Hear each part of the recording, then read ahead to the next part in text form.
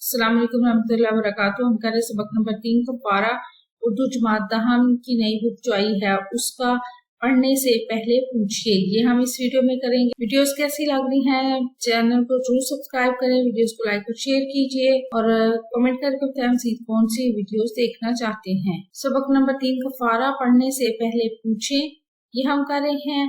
अफसाने के जाए तरकीबी कौन से हैं? पहला सवाल है अफसाने के जाए तरकीबी दर्ज झैल है। प्लॉट कहानी का बुनियादी ढांचा या खाका जो वाकयात को मजबूत करता है वो प्लॉट कहलाता है। किरदार कहानी में शामिल अफराद या मखलूकात जिनके गिर्द कहानी घूमती है वो किरदार होते हैं। नुक्ता नजर या मरकजी ख्याल कहानी का बुनियादी मौजू जो होता है, यानी कहानी किस मौजू पे लिखी गई है, मुसन्निफ का नुक्ता नजर जिसे वो पेश करना चाहता है उसको हम मरकजी ख्याल या नुक्ता नजर कहते हैं।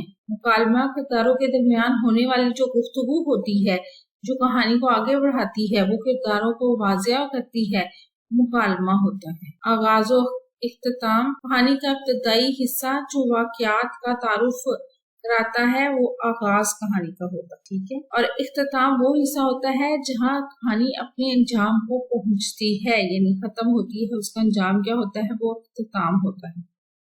असलूब बयान मुसन्निफ का मखसूस अंदाज़े तहरीर, ज़बान बयान और तर्ज इजहार जो कहानी को मुफरद बनाता है वो असलूब बयान होता है।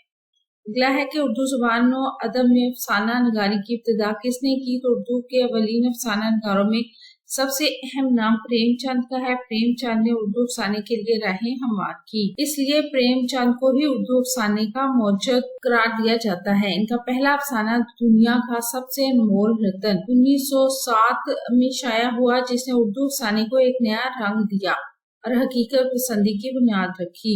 वीडियो कैसी लगी चैनल जरूर सब्सक्राइब करें, वीडियोस को लाइक और शेयर कीजिए, कमेंट करके बताएं मज़ीद कौन सी वीडियोस देखना चाहते हैं। अपना और अपने प्यारों को ढेर सारा ख्याल। अल्लाह हाफिज।